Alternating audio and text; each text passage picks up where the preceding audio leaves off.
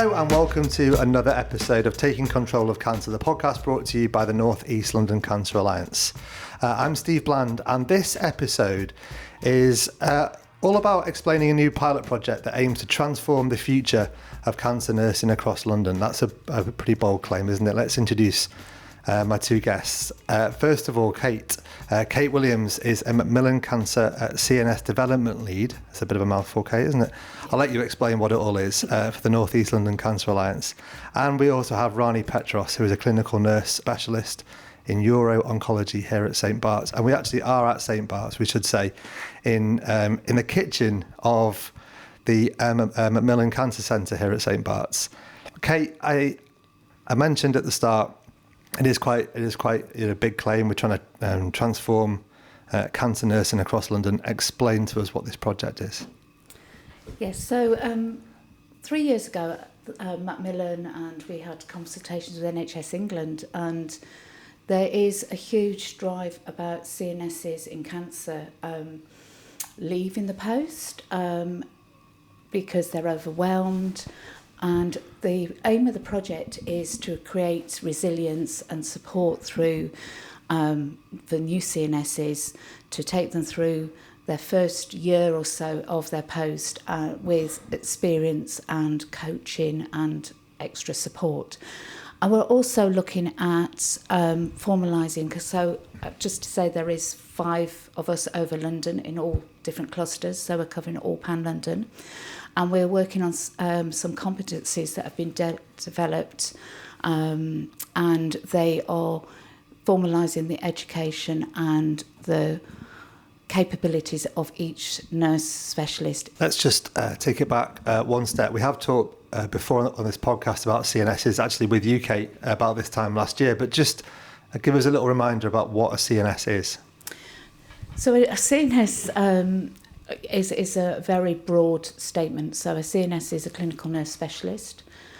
They generally, in most support a particular tumour group, so any type of particular cancer.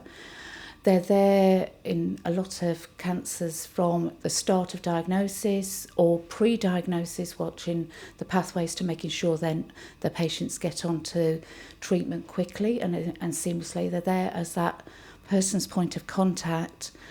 And not just the patients and relatives contact, but also they're the contact from the doctors and the coordinators and that. So they're quite pivotal in the cancer journey of a cancer patient. Rani, let's bring you in now.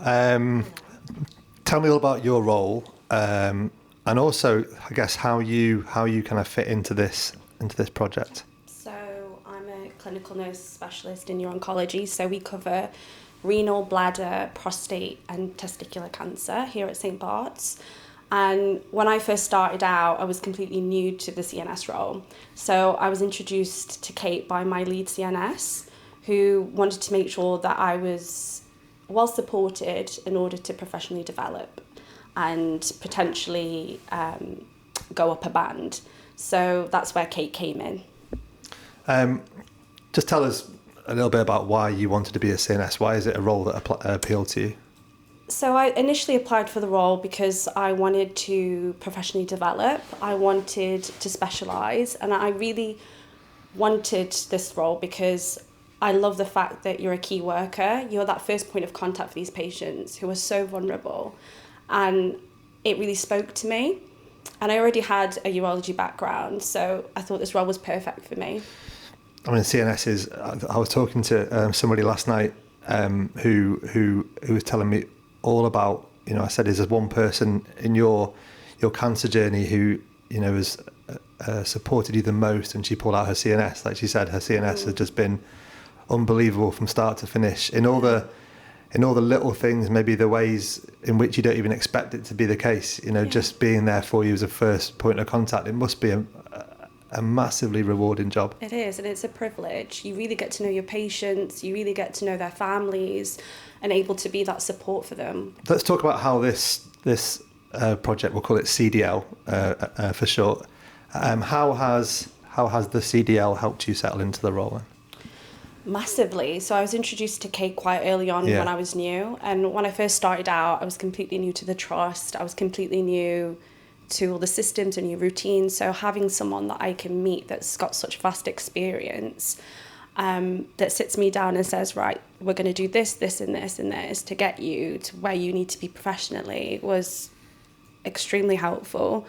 And also the monthly meetings helped. So I had a familiar face that I could go to and see and talk about any challenges that I might have. So that was what sort of challenges are we talking about? What sort of things have you gone to Kate with and said, this is causing me a bit of difficulty? A couple of things. I guess I needed Kate came up with the idea of having a job plan, which I never really thought about doing before.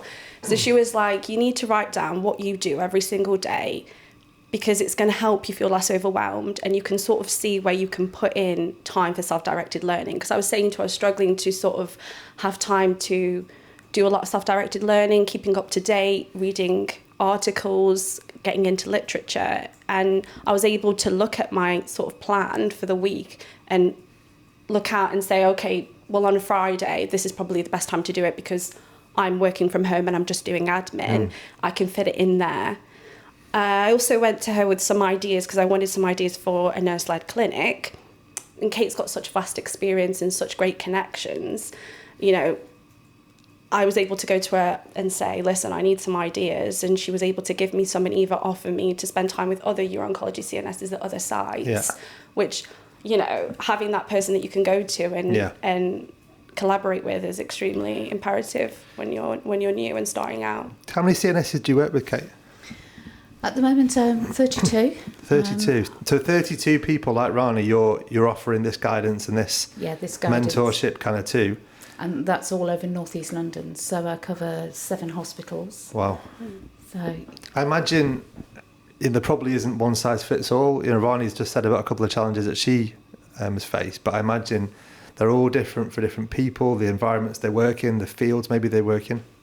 Yeah, so when you see them, you're thinking that it's all an individual approach. So when we first meet, we spend a couple of hours just getting to know each other and finding out their past history, where they've come from, what they've done before, because that is quite relevant to how they will adapt to the role. Also, for me, it's a bit about learning about what they do, because my background has been cancer for 20 or 30 years, but some of their cancer groups I haven't worked with directly, so I understand cancer, but I have to delve a little bit more into. Does that matter though? When are you mentoring some more general things rather than the speciality? Yeah, so you're not mentoring their speciality because they have their managers, they have their teams that teach them their speciality. What I'm mentoring them is the generic concept of what they should be doing in cancer as a CNS, how they can develop that. So it is very generic. Are there any common themes though across all 32? Maybe some themes that they've all come to you in terms of that's a big challenge they're facing, regardless of the speciality or the hospital they work in. Yeah, I think Rani's touched on one that quite often the common theme at the start is they're very overwhelmed. Coming into that job, a lot of people who come into a CNS job don't realise that there is a lack of structure. It's very much on your own. So you've got to find that structure, which is why we work on ways of finding that structure and how to feel more in control of what they're doing. And it's about sort of setting your own timetable. So when nurses generally come from day unit, chemotherapy suites, wards, there's always structure there, where a CNS isn't structure.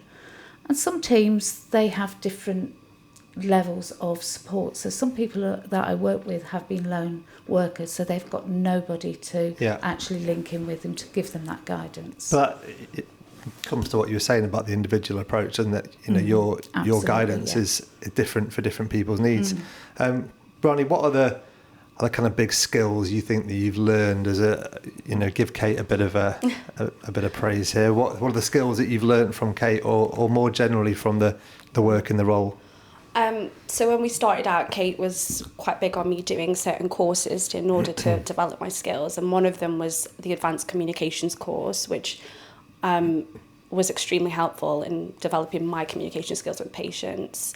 What sort of thing does that teach you, just out of interest? So the course, you are put sort of in a scenario with an actor who will play a patient, and you are watched by your peers that are also doing the course and a lead, and basically sort of ripping apart how you communicate. Is it quite a difficult scenario, difficult patient? Yes. And I really noticed in myself as a nurse, you really have this fix-it mentality that you just want to answer all your patients' questions, and you always want to jump in and be like, you know, this and that. And I noticed within myself that I think sometimes it's really important to just sit back and listen and be okay with the silences. And that's a skill I think that I was probably lacking. And I noticed that during the course, and being encouraged to do it by my CDL, it was completely that's amazing, changing in how I communicate with my patients. I think that's such a big point, the communication thing. I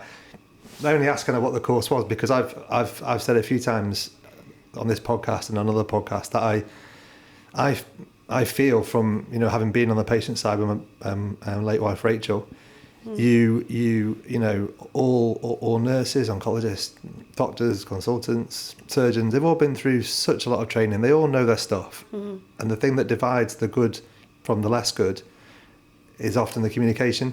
Absolutely. I think that's such an important part of it. I'm so glad that that's you know, important part of this role, because I imagine as well, for in terms of, you know, being that first contact for patients, you're often, you know, you're probably tackling things that, you know, probably don't have a fix sometimes. They don't have an answer. You're just being there for them, and you just, that communication, I imagine, is so important. Absolutely. Sometimes they just don't want you to fix everything. They just want you to sit there and listen to them. And that's extremely important to, I think, remember. And it's hard sometimes because as a nurse, you really do just want to help them in every single way. And it's not possible sometimes. They just want you to listen. It's, that's amazing, Kate. And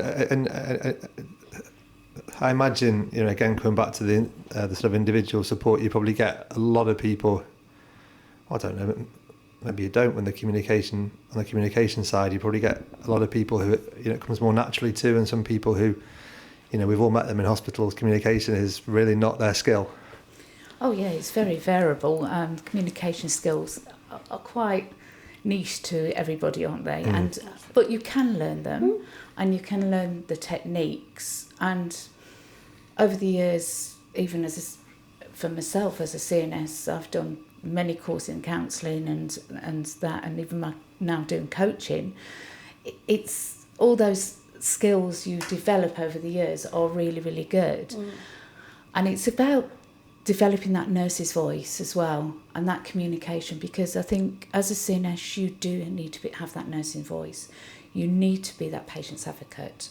You need to have that confidence to stand up for your patients and actually be able to talk and communicate to, you know, your consultants and everybody around what that patient needs, because they're not necessarily in those meetings, but you are for them. Absolutely. And every patient's different, aren't they? Some are very, very powerful advocates for themselves, and others, I mean, I imagine I've spoken to them, but you will have spoken to loads of people before, just everything is so overwhelming and difficult for them that, you know, that I imagine makes the role of a CNS, you know, really challenging. We probably spoke last year about this, you know, really challenging in terms of different dealing with the different kinds of patient. Just talk me through maybe the progress that you feel, Rani, that you've made over the course of working with Kate. Then, you know, from the start, you know, where you feel you are now, and what more you have to work on, you think. So in regards to progress, I've completed all my competencies, so I've definitely seen a difference. There's a few things that me and Kate had talked about in the beginning, like I wanted to get more involved with the patient stratified follow-up that we're doing now for our testicular patients, which involves me working a lot more autonomously. Sorry, I can't say that word. And, you know, looking at patients' blood results, making sure that I'm that patient's advocate, and I'm the one that's overseeing all of this. And I'm now doing that. So my confidence has grown because of the support that I've received from the beginning. You know, the more supported you feel, the more confident you are in making your clinical decisions. So I can see the progress there. And I've recently been promoted, so I can see that is shown in my work. You're being and rewarded. People have noticed, and people have noticed it. So the evidence is definitely there. Yeah. In regards to future, I do want to do potentially my master's and going to do other courses like Kate has done, like my health assessment and prescribing course. And I know I've got Kate there now, just to be able to ask for help if I need it. Having somebody that's already done it, that's got all this experience, is extremely valuable to have on your side when you're How important is progressing. that confidence thing, Kate? I imagine when you're making, you know, big decisions, or any decision really, you know, in the care of a patient who's, you know, going through cancer, we know the ups and downs and the, you know, the curveballs that cancer throws you. How important is it to have that confidence in the decisions you're making and the, you know, the direction of travel that you're taking a patient down? Oh, that confidence is really important. You've got to be able to show that confidence to the patient, because obviously if they don't feel confident with you, they're not going to open up to you. But also, you have to have that confidence that you don't always second guess everything you're doing. And that support is important, about giving them the confidence to actually trust in their instincts, but also that confidence to be able to say, actually, I'm not sure about this, I will find out for you. So actually knowing where their limits are as well, and actually knowing that it's okay, even though you've got that nurse specialist in your title, that you're not going to know everything. And actually being able to articulate that to your patients, but actually not just sort of going with it, just actually being upfront and saying, look, I don't know the answer to this, but I'll find out, and coming back to the patient. So the confidence is huge. Yeah, I agree completely, because I was just going to say, like, as a CNS, you're right, you're not going to know everything, and especially when you're going into it new, it's okay to ask questions. It's okay, you know, to not, you know, you are going to feel sometimes overwhelmed when you don't know what you're talking about, and a patient's asking you questions and you feel overwhelmed, but taking a step back and saying, you know, I will find out for you. Patients appreciate that. Yeah, it's that old skill. My dad said, you know, if you don't know the answer, at least make the person you're speaking to confident that you do. You know, so even if you, so you know, we're joking, but that's a skill, isn't it? If you don't know the answer, to give them the confidence that either you're going to find it out, or what you're saying is going to reassure them enough. Absolutely. How would you say that, you know, flipping over to you, Kate, how would you say Rani has improved and developed over the time you've worked with her? Amazing. I've just seen her blossom from strength to strength. So she's like a sponge. She absorbs the conversations, the reflections we have, and takes them away. And she has such great ideas for the future, in her future career. And I know I've spoken to her manager many times, and she is really impressed with how Rani's developed. She undersells herself, because she actually sits on the alliance meetings as well for the project. So she's embraced all that, and she embraces that challenge. And yes, she's never been quiet. I can't say she was super quiet at the start. No one's ever said that about me. You wouldn't want somebody to be quiet, would you? I don't imagine. I can't actually say she was ever quiet, but you can see her knowledge and thought processes about how she's doing her job and what she wants to do and how she wants to move forward has moved from strength to strength over the last sort of few months. You don't want someone to be quiet in this role, do you? That's the last thing that a patient wants is, you know, like you said, there are times to be quiet, but there's a lot of time that you're going to have to be the cheerleader and the, you know, pump their tyres a little bit. It's a challenging one. How would you describe the overall experience then of being mentored, supported, taught, I guess, as well by the CDL, by Kate?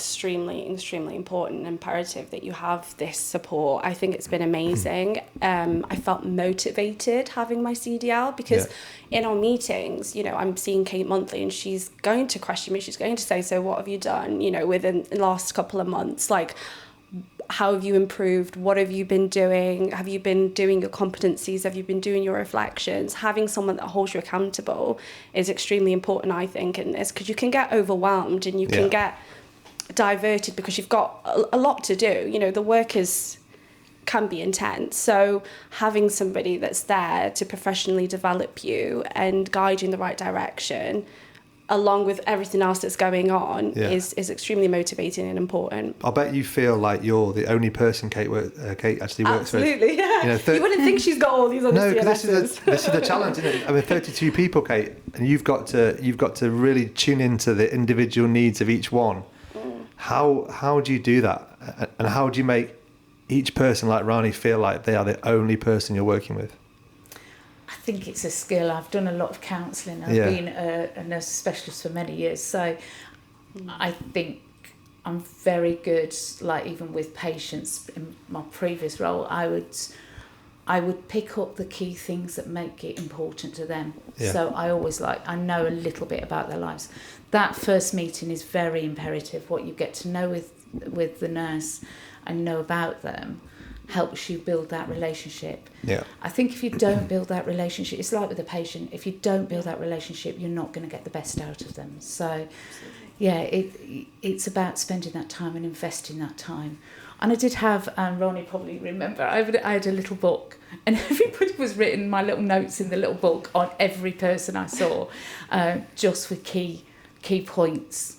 And gradually, as you get to know them, you don't need that little book. But I started off with what was in your little book about Rani then? What did you make a note of first? Can you remember? I think it was just about her history, what she did, and obviously we found out very early on we were from the same part of the country, so that was a key one. But and I sort of I knew that she had worked or trained at the hospital I was born in. So that's a bit of common ground.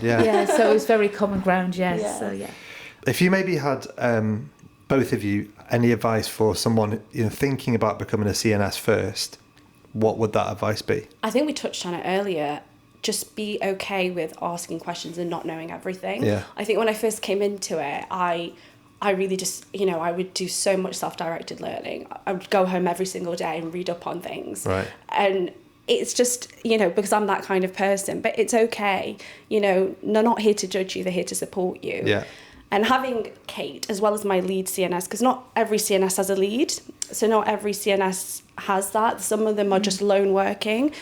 I was extremely fortunate because I had that month-long shadowing period where I spent time on the wards. I spent time in Maggie's in Macmillan, which I definitely advise people that want to go into this role to do, because to familiarise yourself with what services are available to your patients in order to signpost correctly. I spent a lot of time with my consultants. So definitely, if you're thinking about it, see if there's a CNS out there that you can shadow to see if this is something for you. I've definitely advised that, and it's okay to ask questions. It's okay not to know everything. Would be my. How would you sell it as a how would you tell someone that this is a good job to go into? What are the highlights, the best bits? The best bits is, I think, seeing your patients coming in, being given this bad news, and then seeing them get better at the end. And even if they don't get better at the end, being there throughout this really tough time is such a privilege as a nurse, and being that support system for them. It's that one-to-one care that I wasn't getting so much actually in previous roles. I was able to really get to know my patients, and sometimes I felt that I was lacking in that in other nursing roles that I'd done previously. That for me is the best part, is being there for them. Yeah. And Kate, what would you say to someone that maybe is a little further on, already a CNS, maybe about this, this project? Do they? Is it up to you, like who comes on as part of this project, or do they kind of apply to be part of the project? How does it work? So they're recommended for the project, so by the lead nurses or the trust leads. I'm very lucky. My 3 lead nurses in all the trusts have been very engaged and have recommended people, and I've attended the meetings and that to get to know people. So I haven't had any resistance on that. So for them to get onto the project, they have to hit a criteria at the moment because it is a project. They have to be in the early stage of their CNS journey, and later on I think that this is something that most CNSs need some support, and it should be a bit more widely ranged, but certainly I think all CNSs early in their career should have the offer of this in the future, because if we don't, that confidence level doesn't build and they leave very early on because of being overwhelmed. So it's a pilot project at the moment, but what does the future hold for the project? How long will it run for, the pilot, and so the pilot finishes, what happens afterwards? The pilot finishes in November. We don't know. Right. We don't know what the future holds for this pilot. I mean, it's been a privilege to be able to be part of this pilot and actually work with the CNSs, and I get an awful lot out of it from the CNSs. I'm still learning. I learn from them. There's certain things, but I hope the future holds that this will be taken on, and the competencies and that support network, particularly of that one-to-one support, is thought about in the future, ongoing throughout CNSs coming into cancer. I hope. I mean, it sounds like the evidence will be fairly clear that it helps people like you, Rani. Absolutely. Yeah. What does the future hold for you? What's in the next year? What's in the next 5 or 10 years? What do you want to do? I definitely want to develop my skills further. I want to go back to school and potentially do a master's, just so that I can become more competent in my role and advanced and help patients. So that's my role. Well, that's what I want to do. Yeah, and you'll still be leaning on Kate for a bit of support. Absolutely. She can't get rid of me. Even at the end of this project, you're going to keep a mobile number. Absolutely. Oh, she will do. I can guarantee that she'll be on the phone. Kate, by the way. Yeah, absolutely. Oh, Kate, you have 32 people now, but it's going to be 300 by the time we're finished, isn't it? Well, not till November, no. All ringing you up. Yeah, eventually it might be. Yeah, you might, and it also, from word of mouth, I do tend to have ad hoc support with nurses that aren't CNSs or different types of cancer nurses that I do support. And early on, if people do want to become CNSs, I sometimes have met with those to talk about how they can get into those jobs. So that's another part of the project that is ongoing as well. So I'm extremely privileged to have had the support that Kate's given me, and it would be great as well in the future for other CNSs that have been in the role maybe for some time, as you touched on earlier, to also have that support, because it's grown my confidence further. And just because you've been in a role for so long doesn't mean that you don't need that extra support. Yeah. So Kate, before we finish, it is National CNS Day. You guys get your own day. You get a day to celebrate the work of the CNS that we've just been doing for the last half hour, but this is a day when everyone's going to do it. Just tell us about what's going on the day, also what the day means. I imagine it's nice to have a day when your work is celebrated. I think it's amazing to have a day that celebrates these amazing people, and actually